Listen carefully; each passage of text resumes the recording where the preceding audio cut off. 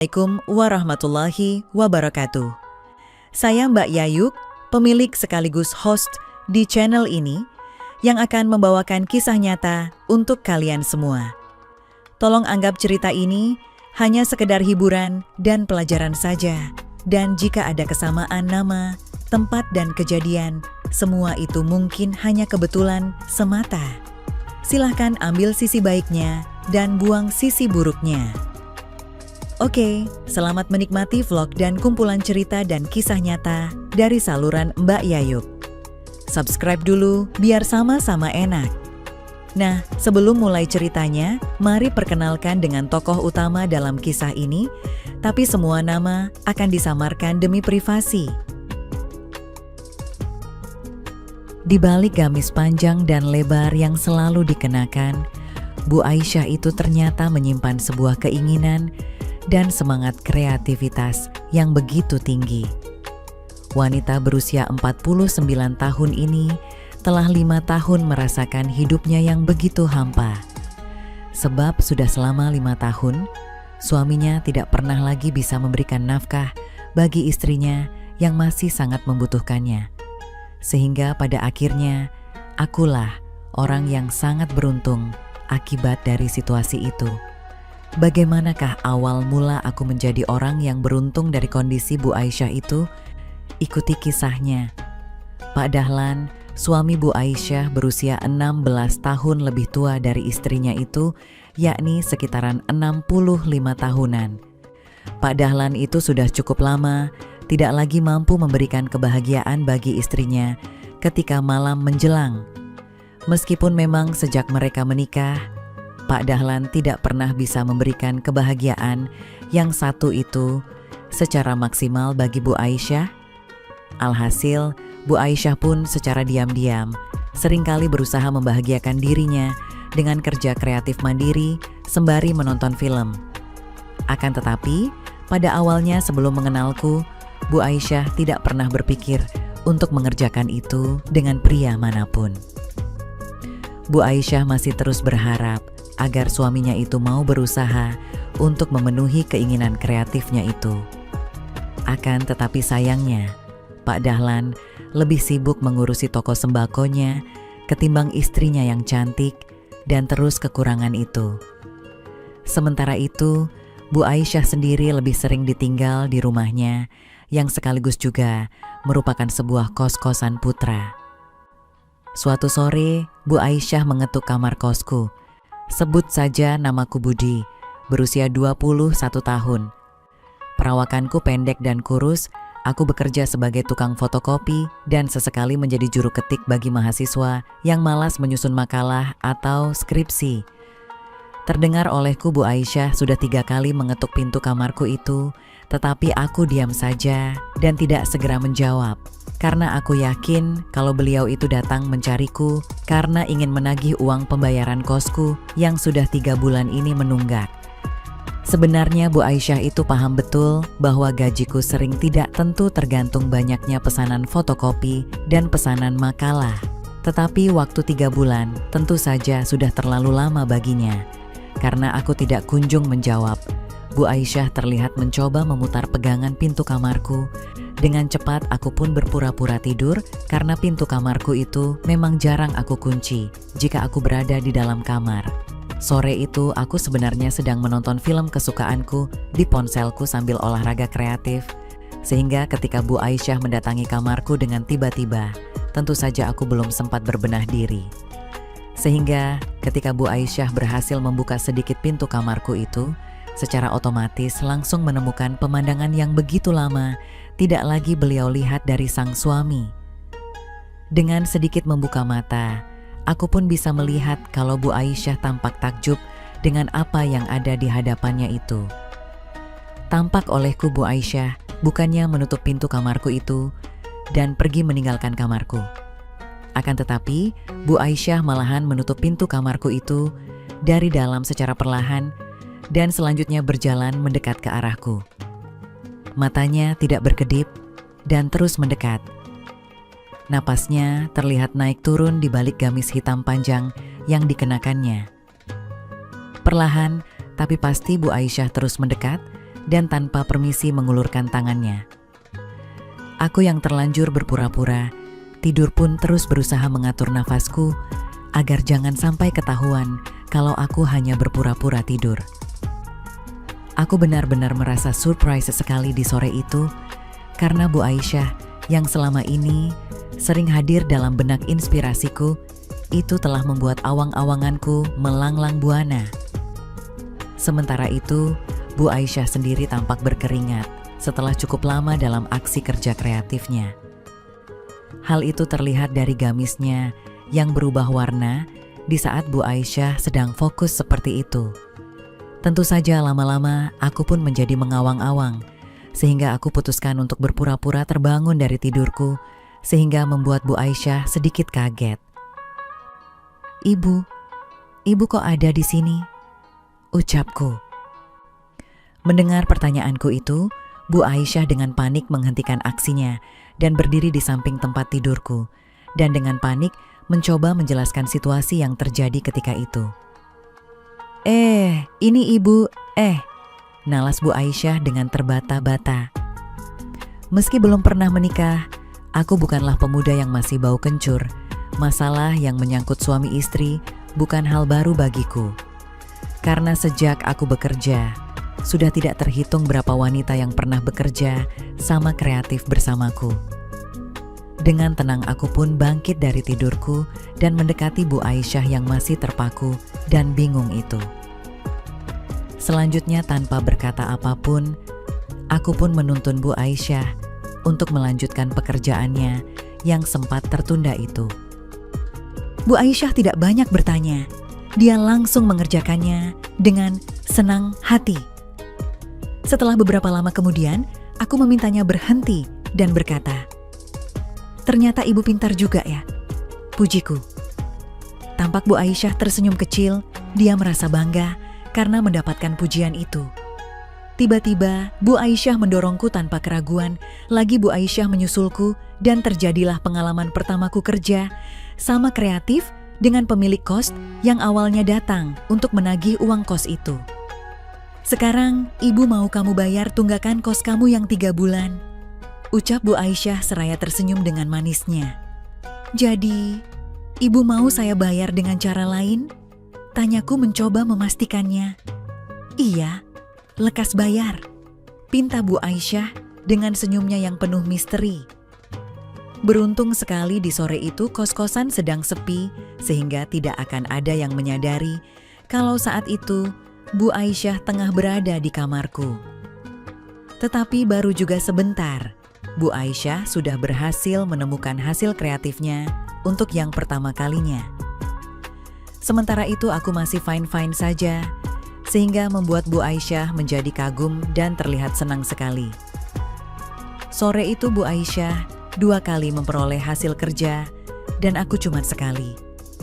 Sebenarnya Bu Aisyah masih ingin berlanjut, tetapi karena menjaga keamanan, akhirnya dengan berat hati Bu Aisyah harus menyudahinya dengan memohon padaku agar aku berkenan untuk memberikannya kembali di lain kesempatan.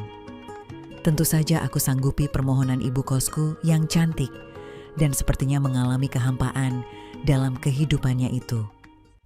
"Makasih ya ganteng, ibu anggap lunas tunggakan kos kamu selama ini. Ibu mau balik dulu ya sayang," ucap Bu Aisyah seraya melangkah meninggalkanku. Aku hanya bisa memandang kepergian Bu Aisyah dengan senyuman. Sungguh aku tidak menyangka kalau tunggakan uang kosku justru mendatangkan rezeki yang tidak aku sangka-sangka. Setelah itu, aku pun bangkit dan pergi ke kamar mandi. Sementara itu Bu Aisyah menghela napas saat mengingat betapa menyenangkannya apa yang baru saja dialaminya. Setelah 5 tahun, hal itu tidak lagi ditemukannya. Tidak pernah terbayangkan olehnya kalau pada akhirnya dia benar-benar mengerjakannya dengan selain suaminya. Di sore hari itu, kegiatan beres-beres yang dilakukan Bu Aisyah itu selesai sebelum petang. Dengan cekatan Bu Aisyah menyiapkan makan malam untuk dirinya dan suaminya, kedua putranya sudah tidak lagi tinggal bersamanya. Putra sulungnya sekarang berusia 24 tahun dan sudah setahun ini bekerja di luar kota, sedangkan putrinya sudah menginjak usia 20 tahun dan disibukkan dengan kuliahnya. Mereka berdua hanya pulang saat liburan. Malam itu Bu Aisyah memasak terong balado dan ayam goreng. Bu Aisyah tersenyum kecil saat memotong-motong terong itu. Masakan Bu Aisyah matang bertepatan dengan kepulangan suaminya. Wanita itu bergegas membukakan pintu saat mendengar suara mobil suaminya diparkir di halaman kosan. Pak Dahlan turun dari mobil dan melangkahkan kakinya sembari mengucap salam. Bu Aisyah menjawab dengan lembut sambil mencium tangan suaminya. "Abi mau makan dulu atau mandi? Umi baru aja selesai masak," ucap Bu Aisyah menyambut Pak Dahlan. Suaminya itu berperawakan tinggi dan tegap, serta masih tampak gagah untuk pria berusia 65 tahun. Namun, sayangnya dia tidak dibekali skill yang mumpuni untuk membahagiakan istrinya. "Mandi dulu deh Umi. Tolong panasin air ya. Abi pengen mandi air hangat. Badan rasanya pegal banget," jawab Pak Dahlan. Bu Aisyah dengan patuh melaksanakan permintaan suaminya. Dia panaskan air di ketel dan menyiapkan handuk serta baju bersih untuk Pak Dahlan. Selesai mandi, Pak Dahlan dan Bu Aisyah menyantap makan malam. Sepanjang makan malam, mata Pak Dahlan menatap lekat-lekat wajah cantik Bu Aisyah.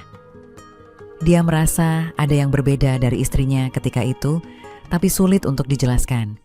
Pria itu merasa bahwa Bu Aisyah tampak lebih berkilau dari biasanya. "Umi cerah banget malam ini," ucap Pak Dahlan. "Ah, Abi bisa saja, kan sehari-hari juga begini," jawab Bu Aisyah tersipu. Andai saja suaminya tahu bahwa wajah cantiknya itu akibat dari apa yang dialaminya sore itu tadi, entah apa yang akan terjadi.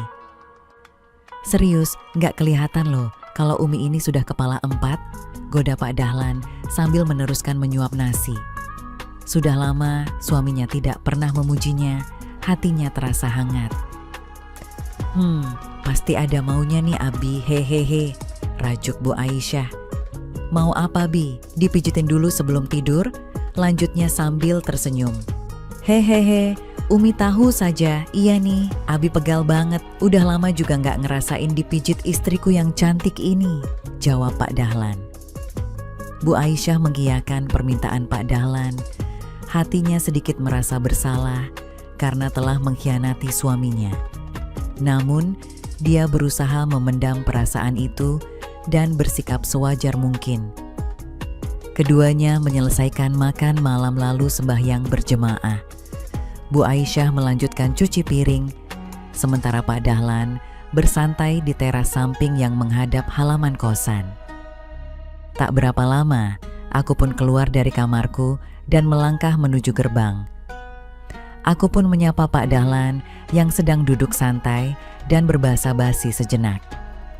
Pak Dahlan menanyakan apakah aku sudah membayarkan uang kos ke Bu Aisyah tadi sore. Aku pun mengiyakan sambil tersenyum. "Sudah Pak, kebetulan tadi siang gaji saya sudah masuk, jadi bisa dipakai untuk bayar kos dan tunggakan kemarin." "Maaf merepotkan ya Pak, terima kasih sudah dikasih kelonggaran," jawabku dengan sopan. "Iya nggak apa-apa, Bapak paham kok kamu masuk malam," balas Pak Dahlan. "Seandainya Bapak tahu bahwa tunggakan kos itu sudah saya bayar lunas dengan hal yang lain Pak," gumamku dalam hati seraya tersenyum. Selanjutnya, aku pun berpamitan dan berangkat bekerja. Selepas kepergianku, Pak Dahlan masuk ke rumah. Dia mencuci kaki dan tangannya lalu beranjak ke kamar. Ternyata Bu Aisyah telah menunggunya. Cahaya temaram dari lampu kamar yang disetel ke mode malam membuat wajah cantik Bu Aisyah tampak semakin nyata. Pak Dahlan tersenyum dan mempersiapkan diri di kasur. Dengan segera Bu Aisyah pun mulai memijat suaminya. Wanita itu menuangkan minyak, urut ke tangannya, dan mengawali pijatannya dari kaki Pak Dahlan. Jarinya mengurut pelan dan membuat Pak Dahlan berdehem nyaman.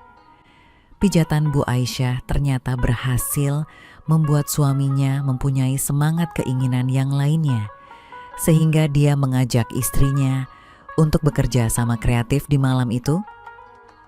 "Umi," ucap Pak Dahlan sambil beranjak duduk dan membelai rambut panjang bergelombang Bu Aisyah yang disemir kecoklatan. Bu Aisyah tersenyum mendengar ucapan suaminya itu. Sebagai istri yang taat, dia pun segera mempersiapkan hidangan malam untuk suaminya. Tidak ingin buang-buang waktu lagi, Pak Dahlan pun dengan penuh semangat langsung bekerja.